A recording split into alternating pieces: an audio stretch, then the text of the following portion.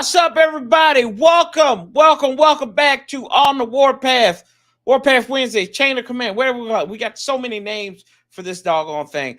But welcome back to the channel. If you're new, so welcome for the first time. But if you're new, make sure you click that subscribe button. Hit the bell so you get notifications anytime there's new content posted. And as always, y'all know, like it up. Everybody knows to like up the stream, share it out if you can. If you're on Twitter, retweet it and like it as well. Appreciate it.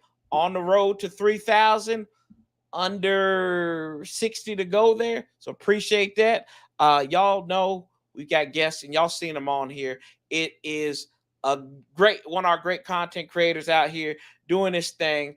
My birthday twin, as I like to call him too, because we close out Scorpio season. I bring y'all the man behind Bleeding Burgundy and Gold, Jalen Morgan. Jalen, what's up, bro? How you doing? Birthday twin, what's up, man? I'm glad to be back on. Living, man. I'm glad you're closer and closer to our birthday, huh? Yeah, man. Shoot, I'll be God 32. That just for me that sounds bad. You season. I hope you're 32. Yeah, man. But hey, I appreciate you coming on here, and we can do a couple of shout outs. What's up, Don Wilson, Rockman? Door Gunner up in the house, section 106 for the season ticket holders, holding it down.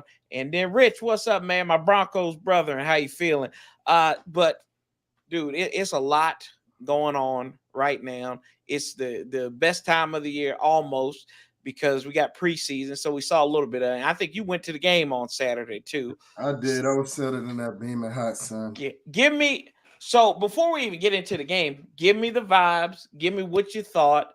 From the uniforms to the fight song, what are your thoughts on that? So I'll throw you a little softball on that one first. My initial thoughts were I was thinking back to the comments Dan Snyder had with the Maryland gambling committee last week when he was talking about there were significant stadium upgrades and things like that. And I saw you at the practice, and that was before those comments were made.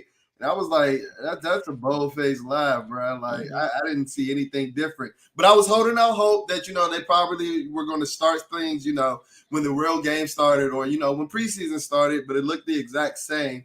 So that was something that I was looking for. But I'm always going to have a great time at a football game, no matter how bad we are or things like that. So the experience is always going to be a positive one for me. But I've always been an advocate for the uniforms. The one I don't like is the one I haven't really seen yet, is the burgundy one, the Washington Trojans one, as I like to call it. But the white on white looked fire. I think it was appropriate because it was burning up outside. The fight song, I can do without it, but I see why it's there. I will say it's different than the original fight song. So if that's what they were going for, I think that they succeeded in that because they didn't play it after the first touchdown. And it broke the routine from like the tradition and things like that. Usually they score touchdown, they play the song, they kick it, they play the song again. So I don't know if they were waiting for Joey Slye to make that kick. He missed it. They didn't play it at all. It was like super morbid in the stadium after that. And then they played it after Sam Howell's touchdown. And it was fast. Like, I was trying to sing along, go along with the words, and I found myself having to pick up pace and stuff. Yeah, so I don't know. That's a work in progress for sure. But I was honestly pleased with the fan turnout. The entire lower bowl seemed pretty full. The middle and top bowls weren't necessarily full, and I know the DC media likes to extenuate everything and talk about fan turnouts and things like that, but that's a typical preseason turnout. I didn't think that it was low or high by any standard. So I was pretty good with the fan turnout. I had a pretty overall good game day experience. Yeah, and it does seem like in defense of things that are going on there, I feel like they're trying with the game day experience. I think from OTAs, I think I felt like, hey, they're trying, and I'm because this is a new group in there, and they're doing their stuff, and I felt like Anna felt welcome. I felt welcome there.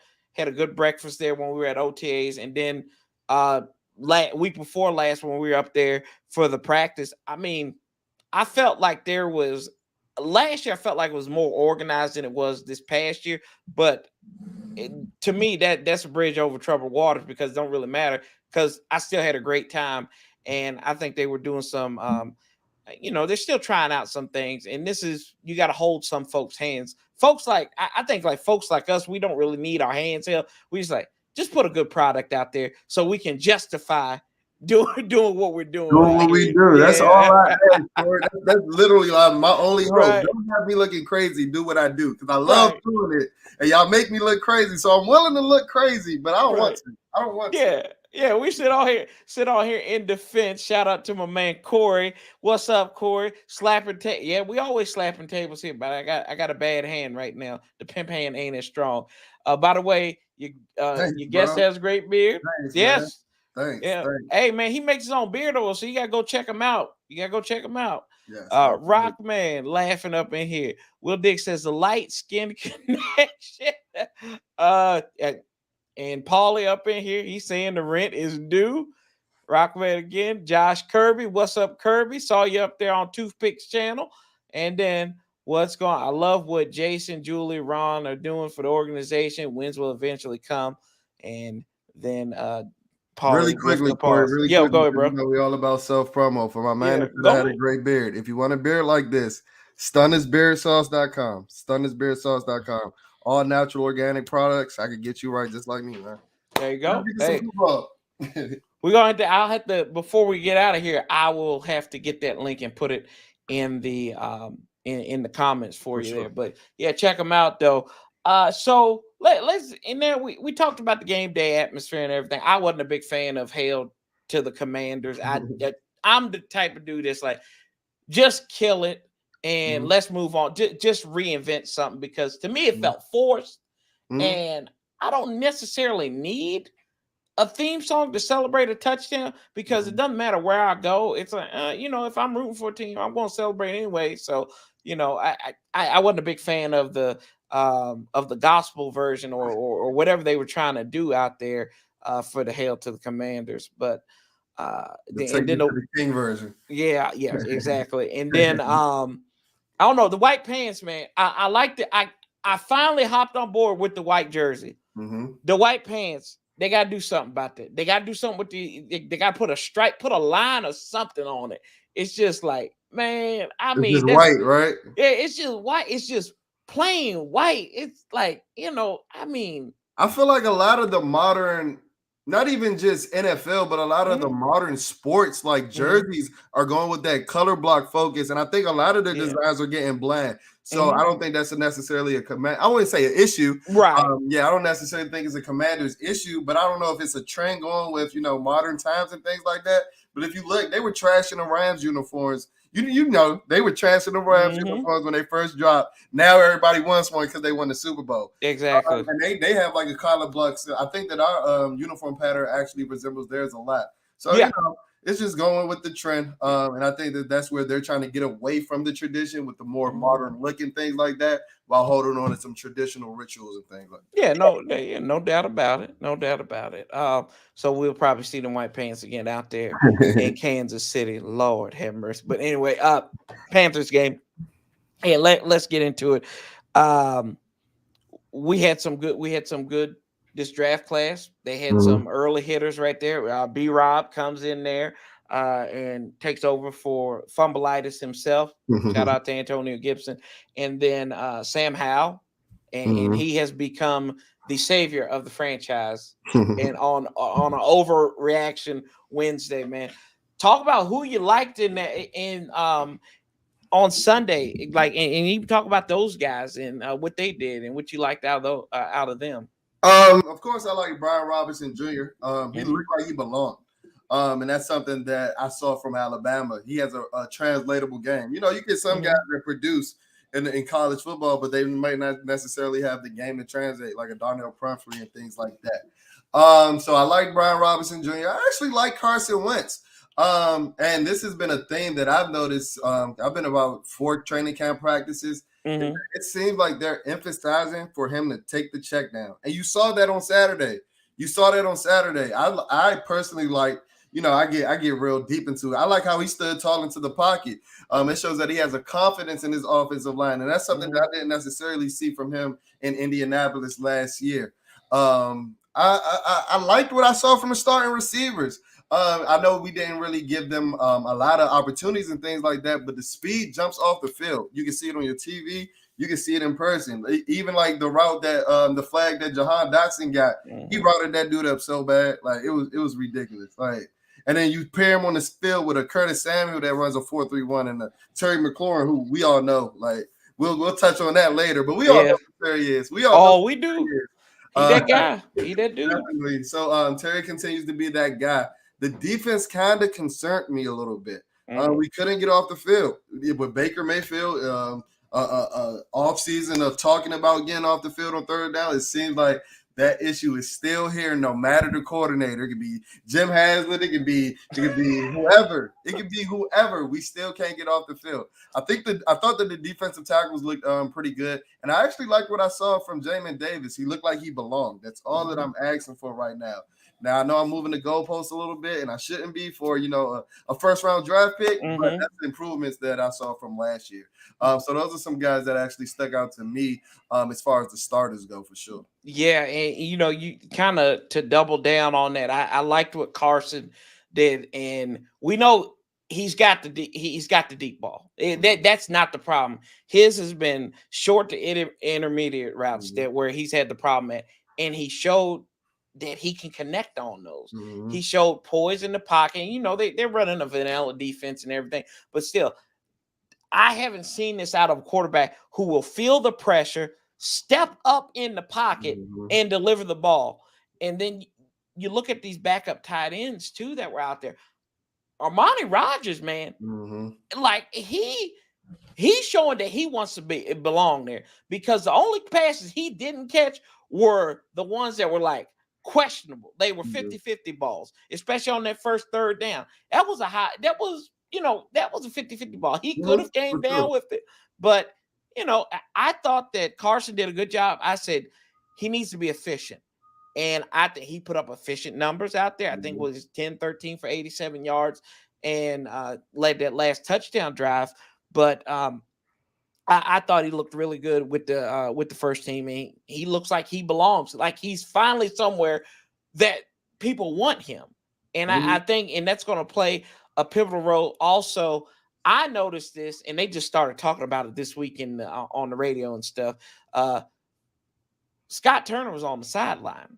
And I thought that was, I looked over, I was like, oh, that's Scott Turner over there. So I think that's going to be pivotal. I think that's going to be even better for his development as an offensive coordinator and as Carson goes too, because he still has somebody out there for him. And Can I ask you a question? Go ahead. If there was a quarterback other than Carson Wentz, do you think Scott Turner would be on the sideline? I don't think so. I don't think so. I agree. I don't think so at all. And I think that was part of it. I think that was a comfort level with Carson that he's always had. Really, his head coaches have all been his offensive coordinator. Yeah, for sure. Yes. So it's the first time he's actually working with the offensive coordinator on the game plan. And, even when Frank Reich was in Philadelphia, he wasn't calling the plays. Dougie P was. So, I think if it wasn't Carson, he'd probably be up in the booth. But I think he's going to learn something. And I think also if he has any aspirations to be a head coach in this league, he's going to have to be on the sideline. And I think there was I was listening to Sheehan earlier this morning. Don't shoot the messenger, right? But he was talking about like all these coordinators or these play callers. Most of them are on the sidelines with them. They're not coaching from the box, even though they might get that vantage point. A lot of people don't remember this, but Sean McVay's last year in Washington, he experimented with that. And he came back downstairs. Yeah, he came back downstairs. Yeah. People don't mention. I don't know why people don't mention that, but I was sitting there, and I had to Google an article, and I found the article. I think it was like for those, was it the first 2 weeks of the regular season? I think he was up there, or maybe it was in the preseason, and then he came down, and then he was coaching and working with Kirk. So I think that's going to pan out well for both of them. Like I said, if he has aspirations to be a head coach, he's going to need to be on that sideline. He can't be his daddy just yet. Sure. Talking about the defense, and I'm going to go straight negative with this. Cole Holcomb Yeah. is disappointing right Talk now. And it's about it. one game is disappointing. He's running in. He's supposed to be the quarterback. And I was talking to Paulie about this too. He's supposed to be the quarterback of the defense. He's running into his own linemen as they're developing holes. Like there was a 3rd and 4, and he literally ran into the back of one of his line. I don't know. I think it may have been John Allen or Deron Payne. It's one of those two. And I think it was Payne. And he literally gets like he's on the club and somebody's twerking. He doesn't know what to do. And then he's tackling the running back. He's already picked up the first down on 3rd and 4. That's an issue. It was a pick route that they had ran and took him and James Davis out. I think that's when Shi Smith had that big 19-yard run, catch and run. And he's going like, the wide receivers coming this way, took out both of them. Then Shi Smith goes all the way up the right sideline. First down. I'm saying this because this is just basic. This is really just extra practice, but with live bullets. And I can't trust you to do this against Carolina's defense, which this is a lame duck season in Carolina. Baker Mayfield is just learning that playbook, and Ben McAdoo is just teaching everybody this playbook. And they didn't start their starting 3 receivers. Exactly. Exactly. Yeah. Moore wasn't out there, so Moore, Marshall, and I think Robbie Anderson. Robbie Anderson played like. Yeah, you're right. He played just sparingly in that. So that's a huge concern. Outside of what I've seen out of the cornerbacks and the lack coverage that they're playing in this zone, when you have one of the better man guys in the league and William Jackson III. But we're like, you know what? Let's go to the furniture store and buy some cushion for him. Like that, I don't get that. But what is wrong with this defense? What am I missing from this? Because I feel like I may have covered about 95%, about 85% of what's going on. What is wrong with this defense? I'm so glad that you've spoken on it, Corey, because it seems like, let me tell you about Cole Holcomb. Because he's had the benefit of playing with such horrible linebacker play that he can flash a game in and game out, and everybody thinks that he's better than he is. He's the first person that stuck out in my mind. And what confuses me and what boggles my mind is I don't really hear anybody in the community or over the airwaves talking about it like they should. I saw those exact plays that you saw as well. Guess what? All those conversions happened over the middle of the field where who was supposed to be. Cole Holcomb. Who was supposed to be. And the thing that is starting to like grind my gears, because I like Cole Holcomb, but this offseason, he was talking like he was going to take the next step. Oh, I'm being the quarterback of this defense. Even when he talks about Jamin, he kind of like little bros Jamin in the sense like, yeah, I'm the one telling him where to go and things like that. Even something I know it's trivial, but when they asked him about his Madden rating, bro said he should have been a 90. He said he should have been a 90. Like I said, I know it's trivial, but it just shows his mindset. Drug test, man. It's time to drug test that, bro. It just shows his mindset, and hopefully he can bounce back because, like I've said, he has seasons and he has games where he flashes, but he hasn't really put it consistently for a 17-game sample. So hopefully we can get one of those flash games in Kansas City because I'm worried. Yeah. I'm like I right there with you. I was just looking at some. I watched the condensed game film and I watched the first quarter with the start. I'm like, dude, what are you doing? Yeah. And it's like he's confused about where certain guys should be. I'm like, you've had all season to do this. Do you get that sense though? Yeah. Like people are afraid to like talk about, or people don't talk about him. Do you get that sense, or is it just me? No, I haven't heard anything about him. Like they're so quick to jump on Jamin Davis, and rightfully so. Yeah, Jamin Davis wasn't the worst linebacker on the field last Saturday. No, he was not. By far, he was not the worst linebacker on it. And I thought he took some good strides in that game. I did too. Yeah. So I don't know, but I'm starting to think, and I said this last year. I said if linebacker, if we can't trust Ron and Jack to draft the linebacker, then we have more problems than we really realize, right? Hopefully, Jamin proved me wrong there. I don't know, and I agree. I agree 100%. And I was saying that last year, but I think that their viewpoint of what a linebacker is supposed to be is kind of antiquated. Honestly, with the introduction of the RPO, the linebacker is a completely different position than what it was in the early 2010s and early 2000s.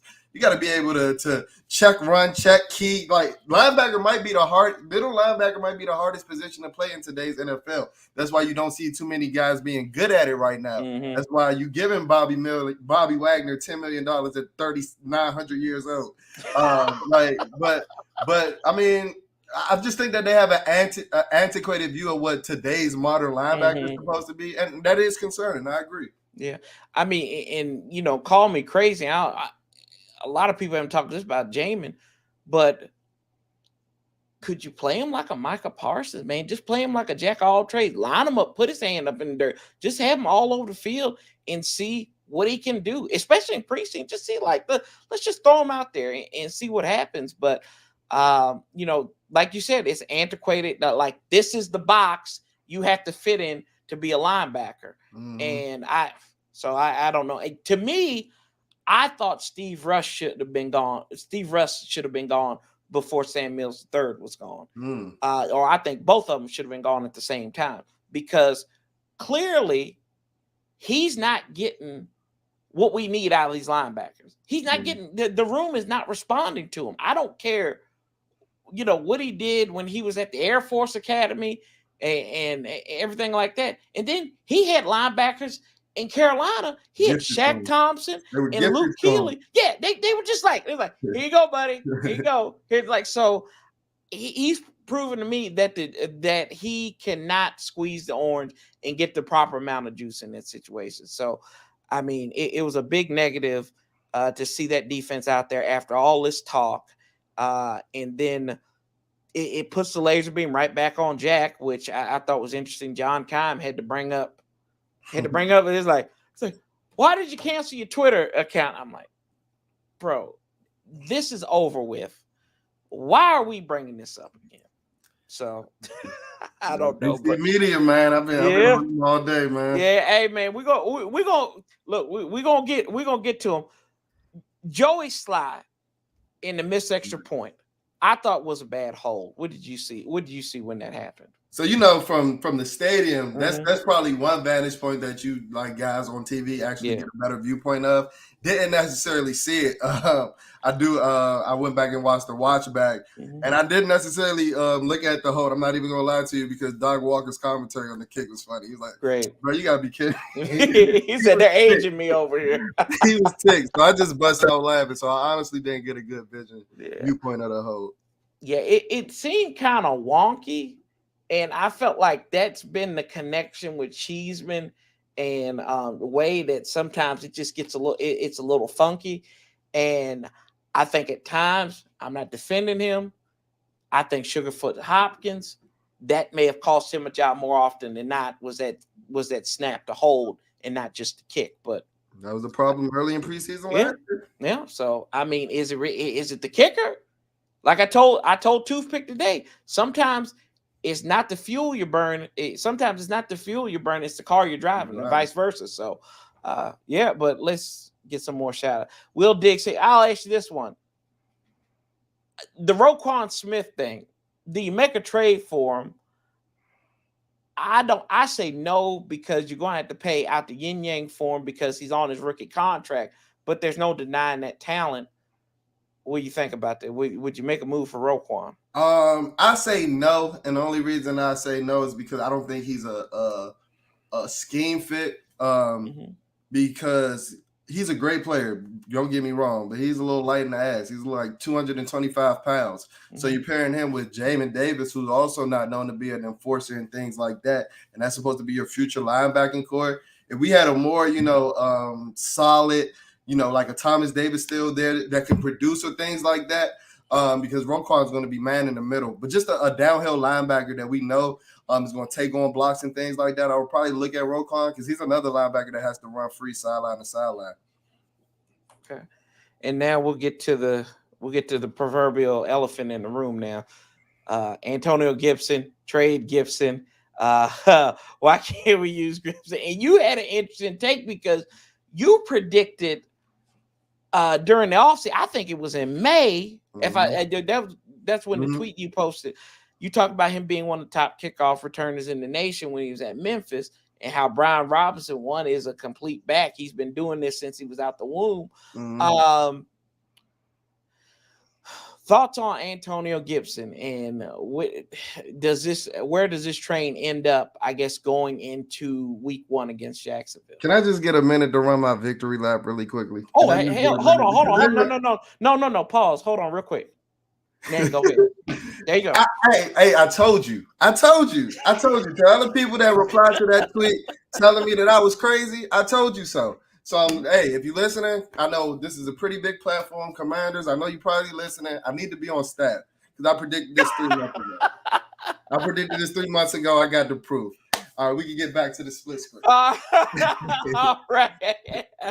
No, but yeah, so I did predict that in May. And the reason is because I knew in May, granted, like, I'm close with Jared Patterson, and trust me, I'm not hearing anything behind the scenes. He's not telling me anything. But I knew in May, when you drafted a running back in the 3rd round, you didn't have complete faith in Antonio Gibson.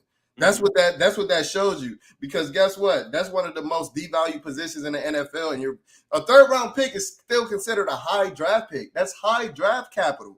And then this is a guy that just ran for 1,000 yards, and you bringing in his replacement. So I knew that they didn't have faith in him. So I started to look at other ways that they can incorporate Antonio Gibson getting the ball.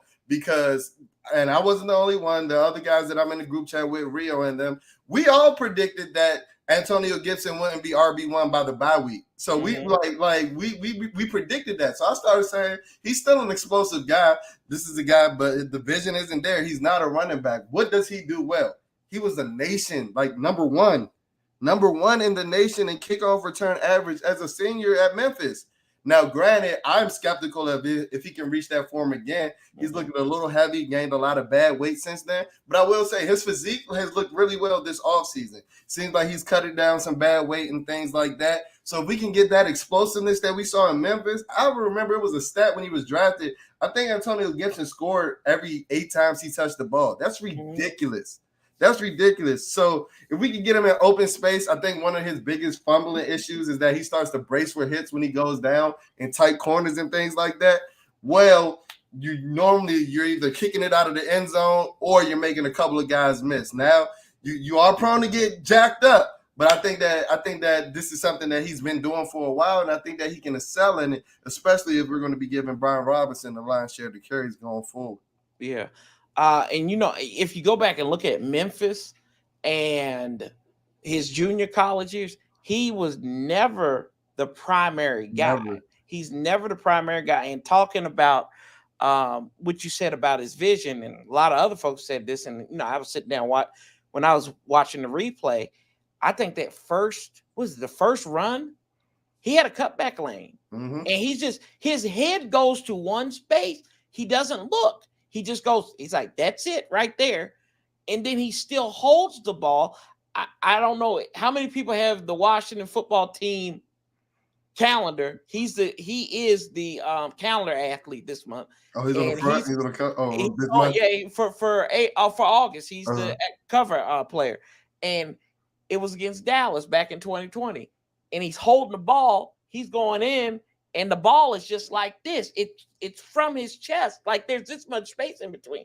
I'm like, dude, you can't, like, that's why you have the fumbling problem. And that's why you're getting this reputation. Who runs like that though, Corey? Kick returners. Yeah, you're right. Yes, kick returners do. Yes. And I always thought, I said, he's more of a wide receiver in the traditional sense of it, right? To me, this is why I think, like, why do you really need Curtis Samuel when you got a guy who can do that? He's very Curtis Samuel-esque if you put him out there as a wide receiver more often than not. And I think if he does get hurt, like Curtis Samuel is prone to doing, bring Antonio Gibson in there. Let him run with the receivers. Maybe throw him in the backfield like maybe 3 or 4 times a game or something like that. But I don't know, man. It's because he's too talented, but he's being played out of spot the whole time. And they're not scheming them up for the best situation. And I think that's part on Scott. I can't really say that's on Jennifer and Randy, though, because they always seem like, as long as Randy Jordan's been here, I've always felt like he can get the most out of his running backs. And maybe I'm wrong in that situation, but I just feel like Randy does that because he's been in the league. He was a dual threat running back when he was in Jacksonville and Oakland and all those other places. So I don't know what Antonio's deal is, but they're playing him out of space, out of the wrong space. I agree, and I'm fascinated by that. I guess you try to put him in that wide back role, that like a Deebo Samuel. Yeah. My only hesitation with that is even when he was playing wide receiver at Memphis, he only ran 3 routes. He ran a drag, he ran a slant, and he ran a go route. And my skepticism is that if he doesn't have that same explosion, as you know, I went back to earlier, he not winning on no go routes no more. And I've seen him have trouble like beating linebackers coming out of the backfield. So, like I said, if he's cut down weight and he does look good and has that explosiveness, I wouldn't mind experimenting with it. But when comparing them with like a Deebo Samuel and a Curtis Samuel, those guys ran way more of a route tree in college. That's my only concern. Gotcha. I got you there. So we talk about wide receivers and everything. You and I had this conversation last year. You and I went back and forth. We went back and forth, and we were on the same side. But we were on the same side, but you knew the disrespect was coming. I didn't. That's what we can call it. Yeah, that's what I said. We were on the same side, but we were on the opposing outcomes of it. And it seems like the disrespect even more. I felt more disrespected this year than I did last year with Terry and in this top 100. Kudos to John Allen, who deserves to be on there for what he did. Probably the second, third best interior defensive lineman on the paper last year. Absolutely. But you mean to tell me you put an effing kicker in I don't care who Justin Tucker is. He's a damn kicker. And a fullback who Juszczyk's nothing to stub your nose at, but you gonna put a fullback and a kicker. Let's keep going down the list. You're gonna put Mac Jones before Terry McLaurin. We can go down the list. Cordell Patterson, Jalen Waddle. Yes, dude, that burnt me. So I looked at that and I was like, I understand Cordell Patterson because of the touchdown numbers. I understood James Conner because he had 18 touchdowns. I said, I can rationalize it. Jalen Waddle had more catches in the same amount of yards. Terry had 77 catches. So that just tells you the yards per catch are higher. Right there. That's basic math. Are we like are we a troll? Is this a troll job that they're doing? I think you're with Jalen Waddle where I'm at with Mac Jones. Like I think that Jalen Waddle should have been on the list. In the 60s, I think that was asinine. I don't think Mac Jones should have sniffed any part of that list. He has a 53% completion percentage. So what? They won a game where he threw 3 passes. 3 passes. Yep. And he's a top 100 player. That means that your coach is scheming that you won't lose them a game. And you're top 100 over Terry McLaurin. Come on, talk to me now. Mr. Money in the Bank, Mr. $22.5 million. Talk to me. Come on, you better preach. I'm Kirk Cousins. Here you go. Here's something. Juszczyk, Cousins, David Montgomery is on here. Leonard Williams, Jimmy Ward, CeeDee Lamb, old compact disc in Dallas. And Von Miller's like, well, Lord, Von Miller. Odell Beckham, Mr. Mr. 595-yard Odell Beckham. Yes, Mr. Hot Tub. The hot tub hider, Odell Beckham Jr. He's still probably up in New York hiding in that hot tub. 2016? Like, I'm confused. I guess you got to be a jackass to, to show up and show out in the NFL at wide receiver. I liked his response when Rio had asked. He said, I got to ask him about it. And he wasn't worried about it. So I feel like that was good for me because I'm like, if he ain't worried about it, why the hell am I worried about it? But still, this list is a joke. I think Andrew Whitworth had an interesting tweet out, and he said the list was a joke. And this was a player that was voting on. They said they had one list where they had wrote down Jamar Chase twice on the list. So if you scanning and skimming through that, I'm like, but they bet now. I'm telling you this right now. Do not put an honorable mention video out like they did last year. Yeah, don't do that. Like they did last year. Is so damn that's so damn disrespectful. Don't even put it. And like they only did like if I'm not they did it for like 3 players. They did it for like 3 players. Like if you want to do a 10 or something like that, that's fine. But don't do it for 3 players. That's just so damn ignorant. And you're Mr. 103. You're number 103. Exactly. Like it's like, oh, you came up short. It's like, oh my God, it's like the nerd going to prom. Like it's just so. I can't do it. I can't do it, man. I was about to shut it Terry when I realized Terry didn't make the list. I lied to you not, because he worked so hard. I have a plan. I have a plan to get Terry McLaurin on the list next year, though. He knows all about it. So when he signed my autograph jersey right there in the background. Care to share with us? Oh yeah. Give me 1 second. Okay, here we go. Let's go through some of these comments while it gets there. What's up, Ivo? How you doing? Cyphers, what you doing there? Could you imagine Gibson with Shanahan, broski? I don't know, man. What's up? What's up, Chris? So that's it right there. Okay. Oh, you doing shout out? Shout out. Shout out. So, when I got that exclusive Terry McLaurin, autograph signature, I told him, I said, hey, Terry, I need you to bring the Love Don't Cost a Thing dance back. He said, I got you. He said, I asked Rio. He said, I got you. I said, guess what? That means you got in the end zone, right? He said, I got you. So if he does that and that catch National Storm, top 100. Because all you got to do is dance and paint your fingernails green and they're going to vote you top 100. Yeah, do the great. You got to do something weird. Like I said, you got to be a jackass. You either got to be a jackass or weird to do that. You can't be like a normal dude, especially as a wide receiver. They don't like normal dudes. Yeah, like he needs to be Monte Nicholson. Just put up like that's it. Like I'm just saying, man. That's what it's. But that list, I mean, my God, every time we do that, we set our hopes up, and I don't get the justification. And they say it's purely players, and what the players are really doing, they're voting on their top 20. Mm-hmm. They don't vote on the top 100. Like if you don't really get into that, if you don't get into the listing like that, they're just doing top 20. But Jamar Chase was on the list twice, so I don't know if they just did that for aesthetics or what. But if they did, that is terrible quality control. And even to Paulie's point right here, he's like Joe Jacoby, B. Mitch, not in the Hall of Fame. I've had Commanders fans tell me that Devin Hester has more cause to be in the Hall of Fame than Brian Mitchell. I said, in what world? I get what Devin has done.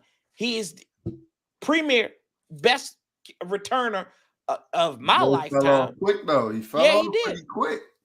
B. Mitch was a running back. He had more all-purpose yards than Jerry Rice did in a shorter amount of time. I saw a stat last like a couple of days ago that blew my mind.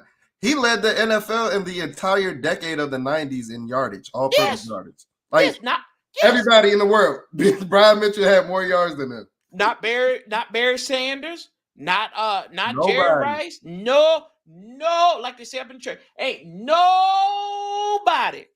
I mean, but we still get it. And then Joe Jacoby, brother, man, it's crazy that these cats aren't in the dude was a 4-time All-Pro. And he can't get in the Hall of Fame, but Tony Baselli can get in there. Who the hell is Tony Baselli? Who the hell is Tony? Talk though. You so real and talk your talk. Who the hell is Tony Baselli? The damn dude who Jacksonville didn't give a damn about, I was about to say that they want to let him go to the Texans. Yes, he's the first pick in the expansion draft.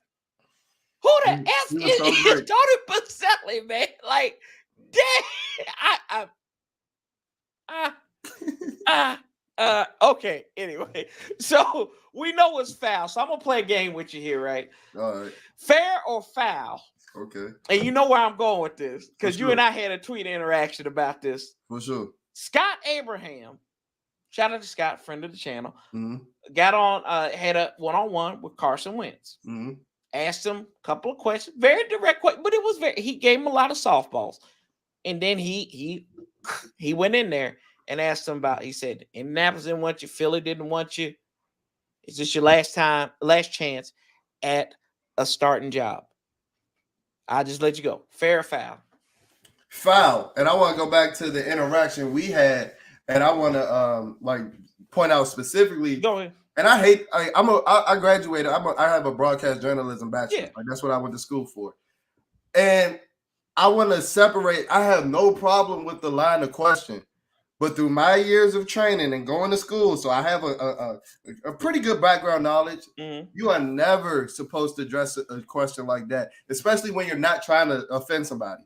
Right. You're never supposed to dress up a question like that, especially when you're not trying to offend somebody, let alone that, especially when you're trying to build a rapport with somebody. Mm-hmm. And I think that was the biggest thing with that Jason was saying. I don't think that Jason was denying access or things like that. He's like, bro, you're trying to get special access. You're trying to build a different kind of rapport with these players. Mm-hmm. It ain't happening that way. Right. So I didn't have a question. I didn't have a problem with any of the questions Scott asked. But that, like I told you in the tweet, Indy didn't want you. Scott didn't want you. And then I think somebody replied to my response to you. They were like, imagine somebody getting into a new marriage and he's like, your first wife didn't want you, your second wife didn't want you. That's so disrespectful. Yeah. And that was my only issue. So the dressing up of the question was foul. The question though was fair.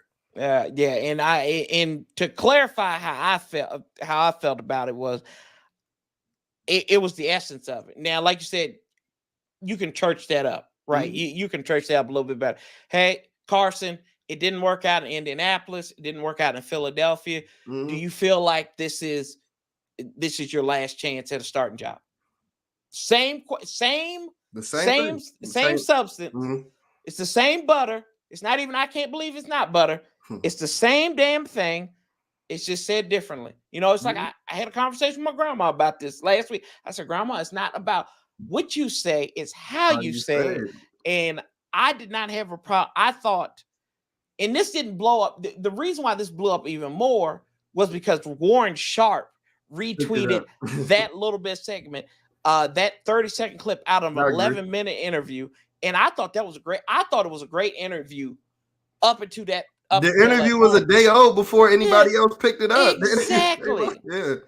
Exactly. It's like that. I was just like, holy God. And it blew up. He had like 200 some views. I woke up that morning. I was just like, huh?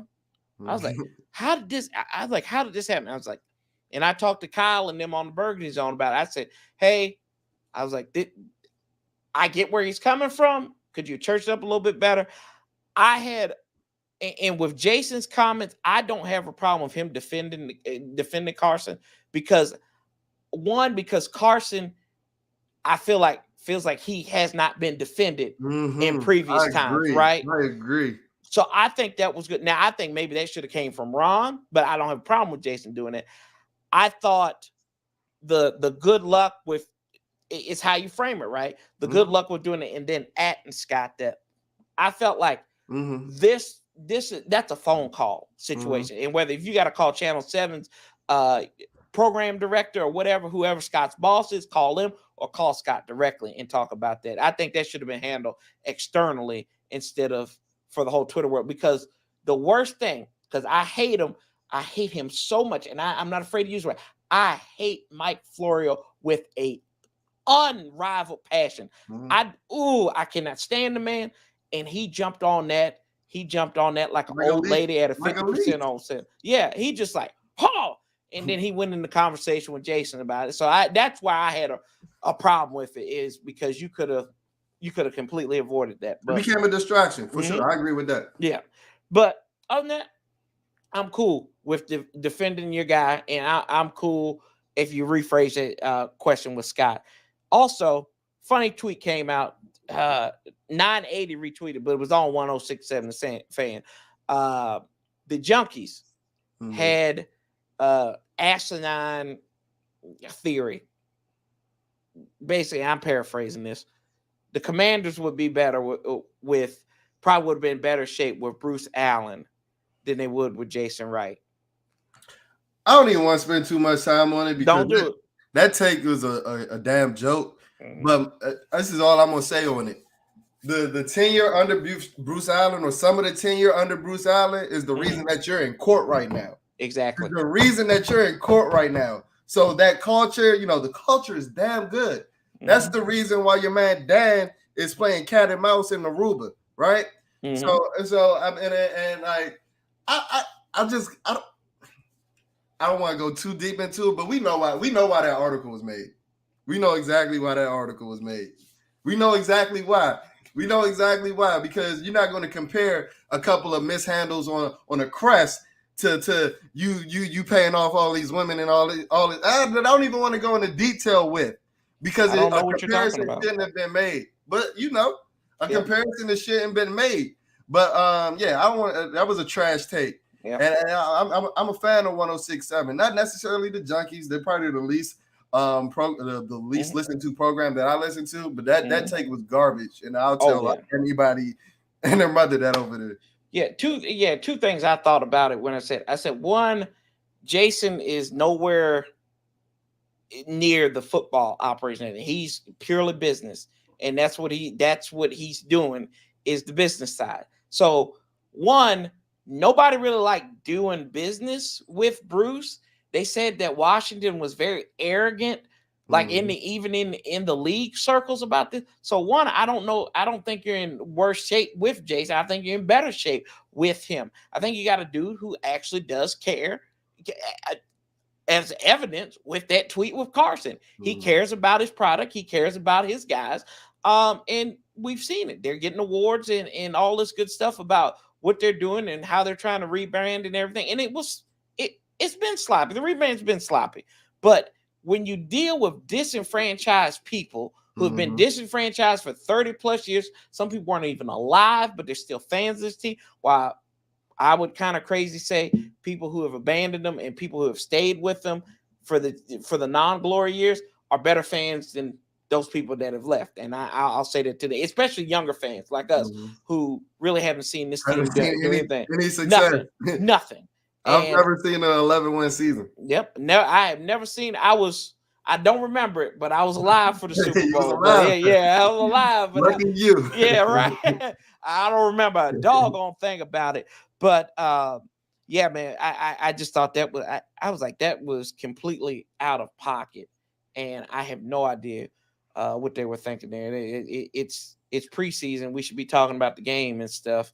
But and that's the biggest issue with DC media. They if you listen to them, you wouldn't know that we played an NFL football game in 25 days, bro. You would not know that. Nope. And that's why I went off on my tangent that I went off today. We don't really have to touch bases on it. But I was looking back like, I'm supposed to be getting hyped for the football season, and y'all feeding me nonsense. Like, I think also it's the town, the city, because it's the most powerful city in the world, and there's a lot of foolishness going on the opposite side. So it's just like, well, we should embrace it like the politics. Like a mixing pot. It's crazy. But John Graves, he said, I asked Seawall about this, shout out Candy, about this on Toothpicks podcast. She pointed out it's important for Jason and the entire franchise to show a united front in support of Carson. Absolutely, 110%. Let's see here. That's Twitter for you. Shout out Chris. So got a ball game coming up here on Saturday against Kansas City, and I cannot think of a better. Hold on. Before we even get to that, one more thing. Affirmative action has left the defensive backfield. Apke is gone. What'd you think about the cuts from yesterday? Anything really jump out at you, or? Nah, it was expected. Even like Sammy's Reyes. If you would have told me that Sammy's Reyes wouldn't have made it to at least the 75 man trim down in May, I would have told you that you were crazy. But like I said, I've been to a couple of training camps, and we were harping and hyping up Sammy last year as being this athletic marvel and things like that. He the shortest tight end in the room right now. Oh, no. And he might be the slowest. I think that he was developing pretty well as a blocker, but John Bates got that. He was the best all-time rookie tight end in blocking. We don't need you for that. So at this point, I don't even know why they stashing him on IR. because I think that I don't know if they don't want to admit their mistake on that one. Right. But Troy Apke should have been going in 2020 if we're being honest. Deion Sanders got him a couple years when he said he's got that good speed. Ooh, Yeah, he like that good. You know what I mean? You know what I mean. But to the point about Sammis Reyes, and I've said this on here plenty of times. At OTA, the OTA I went to, I'll never forget. He was working on the bike, and then he went over there with the players. And one of the players yelled out, "It's like, Sammis, are you still injured today?" And I was blown away. I said, "Oh, they're mocking him." I said, I was just like, holy shit. I was like, what are we doing here, guys? And I looked at Anna. I said, Anna, did you hear this? She's like, yeah. I'm like, that ain't. And from that point on, I had a feeling that Sammis wasn't going to be here. Like I was very low on him. And then now you see that where he got placed on the IR, but he could get in. He could have a settlement where he could be released with the team, him and Alex Arma. So that got him down to the roster that they need to go. Now we will talk about the ball game coming up this Saturday in Kansas City, Missouri.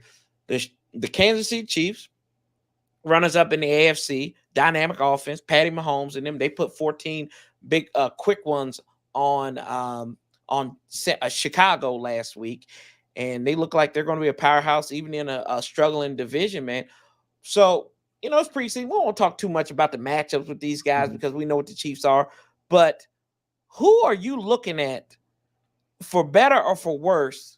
I go on offense. Give me a couple of guys you're looking at that's like, hey, these guys need to step up. Or I need to just see a little bit more, see how they improve on what they did, or, they have to step up the game a little bit here in the second preseason game. On offense or defense? Offense first, and then we'll go to defense. De'Ami Brown. I had high hopes for De'Ami when he came in, and then, during the season, I was probably his biggest critic in the community. But then, I saw him working out, working with Akeem Nicks, and, my faith got invigorated, things like that. But then I've been watching training camp. I've been hearing some reports from training camp, and then I look at Saturday. I don't know why, but it seems like he's the receiver that keeps getting blown up, and there has to be a reason for that. He done got smacked in practice like 7 times, and he got hit the other day in the game. And the reason for that, and it was a lollipop ball by Taylor Heineke. But as a receiver, you're supposed to come back to that ball. He just ran in a straight line and ran right into the safety and got crunched, like got smacked. So hopefully that De'Ami can show me something, because he seemed like he was doing good work down there with Akeem Nicks over on YouTube. And I know it's just, you can edit it and make it look like how you want to, but it seemed like he was working hard and things like that. I want to see if Chris Paul can follow up his strong showing. I loved what I saw from Chris Paul. He's nasty. He's nasty, and it kind of threw me off because he kind of has like a high pitched voice and things like that. But he was mauling people out there on Saturday in the run game and in the pass. And I'll give you one more offense. I want to see who separates themselves between Amani Rodgers and Curtis Hodges. I heard that Curtis Hodges injured himself this week, so he might not be available. But I think that is close. I think that those guys are battling out for that last tight end on the roster role. And I think that Amani Rodgers might have a slight edge right now based off his performance last week, but it's definitely close. Yeah, I like the Amani Rodgers one. Shout out to the Ohio Bobcats, right? But I liked what he can offer, and he can do something that he has the same line of history as Logan does, right? He was a quarterback in college, so he can do some of the same things, especially if you're going to try to run some gadget plays. And I think Carson feeding him the ball, literally, he won the Joe Clark Lean on Me award last week. He's like, just lean on me, I got you. So but I think in the Beavers kid, the second offensive line last week I thought played very well, given for what you didn't think the first offensive line played well. I thought they played well. I'm not too worried about them. I'm not too worried about them. I honestly think, hot take, that Wes Schweitzer is going to be starting right guard at the end of this. Do you think Trey Turner ever plays football again? I don't know, man. He'd be on the sideline like cooling, like big chilling, like he knows something we don't know. He'd be on it with his hat flipped to the back. I'm like, he'd be having fitteds on in practice. Like, right? Crazy. it's like I don't know. I don't know about it. Like it's just he played all last year. He didn't miss a game last year. I think he was in Pittsburgh last year. Yeah. And he didn't miss a game. He started all those games. So and then he's coming back in the Matsko where he was a Pro Bowl player. All pro. Yeah. So I don't, and that's also why I don't worry about this offensive line. Travell Wharton and John Matsko, these guys get them ready. Like I'm not concerned about them. I'm not concerned about the offensive line in any stretch of the imagination. We were down to our damn fifth center, boys and girls. Like, how do we and we were still able to win some games. Right.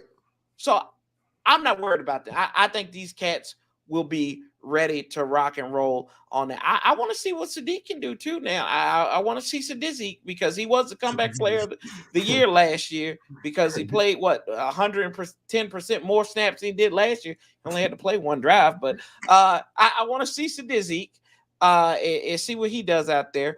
I want to see what Gibson does to bounce back. Is he running with the twos, and how does he run with the twos? And then who can slide in there? Is it your boy Jared Patterson? Is it Jonathan Williams, who I think are two very good backs? Like, which one of these two guys can slip up? One of them's going to have to step up and show up. And then also, it's more of a special teams thing. Alex Erickson versus Dax Milne. I think Dax has the inside track to that because some of the catches he made. But I also think Erickson at times, because he's got the experience, he could, but I still think I give it to Dax Milne, but Alex Erickson's right on there. And whoever those guys are, they're going to be returning the punts. So on the offense side of the ball. But let's switch over to the defensive side of the ball. Who's a couple of guys you got on your radar? I think I'm the only one to pick this up, and I Percy Butler was erasing routes over the middle. Go look at the watch back. Now he does put his head down when he tackles. Mm-hmm. He was erasing crosser routes, any route over the middle. Go look back in the second half. Carolina didn't complete much over the middle, and Percy Butler was the reason why.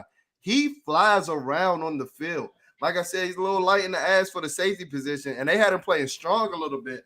No, he was really really good and really productive.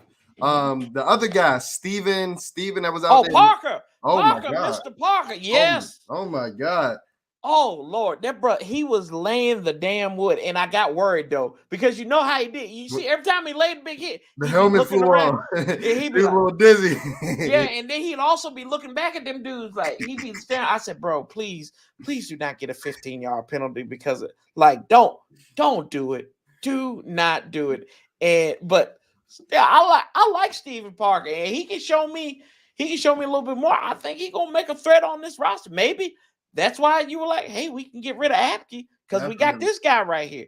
But, and they got rid of the other dude that they bought in, Bosby, who I think they bought in a couple of days before Steven Parker. Yep. So he evidently made an impression that he was at least better than them two, at least, right? Yeah. And then I also want to see who comes. Like, we know that we're going to be running, a 2-linebacker package and things like that. But Milo Eifert woke me up with that hit he laid on that man. Oh my God, it was. I went back in the watch back. I promise you the TV didn't do it justice. That was one of the hardest hits I done seen on a football field in a really long time. And he showed some speed and things like that. I'm going to see if he can take over and step up and take one of those linebacker roles just to see these young guys, man. Because like I said, I think that we're going to get a really good test with Kansas City. I think this is going to be the dress rehearsal game. So I think that they're going to test us. But then ultimately, whose depth is going to be persevering when the regular season comes. Yeah. I still want to see more out of Cole Holcomb, and I because you got to show me that you're better than somebody who should be on a damn Revlon commercial with all that damn hair. So I need you to come out here and show me that you can run an NFL defense and not miss the hole. Pause. But I mean, still, you got to go out there and know your assignment and know everybody else's assignment out there. That's what you are. You're the Mike linebacker. So I don't need you getting erased on pick routes by a guy half your size. It's unacceptable to this point. And you said Steve Parker too. I want to see more out of Fedarian Mathis, man. The way that dude, like, I don't think people are talking enough about Fedarian Mathis. And it's the same folks who I love the Pickett too. I loved Mathis getting picked up more than I like Jahan Dotson. I had to get on the Jahan Dotson train, but I love Fedarian Mathis and I love Brian Robinson, and they're proving us right. So they're proving me right, and I think Fedarian, what he did, pushing back, like especially on that goal to goal situation, he just comes out there and erases the guard. So I want to see more out of him. And who's going to take this starting end job while Chase is still on the bench, right? Getting healthy. So is it going to be James Smith Williams, which guy was an interior lineman in college? He's been serviceable as an end. I love James Williams. Yeah. Oh, that's one of my guys. Yeah, I love James Williams. I like him. I love William Bradley the King. If he can actually get out there and start doing stuff, he's a little undersized, but I like Bradley the King coming out of college. So hopefully they can do. Hopefully he can go out there and Shaka Tony, all these guys who are trying to fight for probably like 3 spots on that as a defensive end and pass rushing specialist. And then I want to see us make clean kicks on special teams. That's all I want. Sound like a pretty good menu for success. I hope so, man. Next on Saturday, huh? I hope so. Yeah, shoot, I'll be on there. I'll be up on here. I'm not afraid to let them know. I say, hey, this is y'all. We looking like garbage. For sure. Yeah, so let's see here. We'll run through some of the special teams. Legend Troy you should be. I'm not answering that question. You should know better than that. Ron brings at least one injury for every season. Golly. I'm curious to see how the defense looks against Mahomes again. Well, if we get a good half out of them, they might be pretty good like they were. How long you think they're going to play? I think a half. At this point. And I think maybe if they score, they may get pulled out even sooner if they show that they can consistently put something together. Yeah. Let's see here. My opinion, JDR makes changes to his scheme. Our defense will be easy to diagnose no matter who be back there. If he makes changes, that means it'll be hard to diagnose. Yeah. Easy to diagnose now. Yeah, I'm saying like the third, and before we went the third down defense is killing me. The conversion rate, 11 of 18 is unacceptable. And Paulie brought this up too. Ron actually mentioned Jack in the press conference. Mm-hmm. Said, well, I talked to Jack and we need to get this cleaned up. Mm-hmm. Never heard that from Ron. It's always Ron always over, like when he gets cornered, it's like he overcorrects himself. He's like, well, we're doing this, we're doing that, and he'll breeze right through it. No, he said, hey, Jack, I talked to Jack. We got to get this cleaned up. Ron letting you know that wasn't on me. And he letting you know. And you see it with the move with Sam Mills. Like, he told us 2 years ago, year 3 is the year. And he showed it. He showed it. That's why he's sitting down a starting running back after a fumble in preseason. He ain't got no more time for games. And that's why I think the outlook on the season is going to be pretty good. Yeah, I think we are. I'm like, where are you looking at as far as a win total this year? You trying to make me look crazy on your show. Always, bro. Here, I'll put you back on here. Run your a little 11 and 6, 12 and 5. A little 11 and 6, 12 and 5. A little 11 and 6, 12 and 5. Either or. Yeah, man, I can get that. I can get some of your beard oil. Yeah, exactly. You bring good vibes. You bring positive vibes. Man, you see, I'm at 9 and 8, 10 and 7 right now. That's just where that's where I be, because I think that this team is going to be a lot better than they were last year. I think the 3 games you won 7. People don't realize you won 7 games with the hardest schedule in the league. With the hardest, exactly, with a junior college quarterback. No offense to ODU, he doesn't have the arm. And he made some bad decisions last year. You look at it. Carson, with his interception and fumble ratio, right? The fumbles that he lost, still did not manage to the interceptions that Taylor had. I know. Yeah, so that's what I'm looking at going forward. Is that He will clean it up. Carson, you got a deep ball. De'Ami Brown, you mentioned, you say all he was doing was running a straight line. That's all he needs to do. He didn't run routes in college. All he needs to run crossing routes and run a 9 route. That's all I need from him. Carson can get you the ball on that 9. Just outrun every damn body if he can, like you did it in Dallas, right? He's gonna get it to you. That's where I'm at with these guys coming to see. I think that the offense is going to have to outscore the defense, which that could be. I think there are going to be some quick games, but I think there are going to be some long games because it's just going to be pass, and score. Yeah. It's just going to be blooded it's going to be bloody hell, man. But we're going to have stressing. I'll be up there week 1 for sure. Oh, we in Section 106. We be up in there. We're going to be outside, ready to rock and roll. Corey Lott, he's Corey. smoking. Yeah, Corey. He's smoking. He is smoking with Jalen on the beard. Jay says, I'll give us 10-7. What's up? Yeah, see, that's a playoff spot. Right. And what's up, Dubs? And then John Gray says 11-6, 10-7. Absolutely. It sounds like a lot of people rocking with they say, in the words of Fred Smoot, they smoking that cinnamon toast crack out there, but man, I don't know. I like I said, I'm looking forward to it. I think we got an opportunity. Do we win the division? Do you think?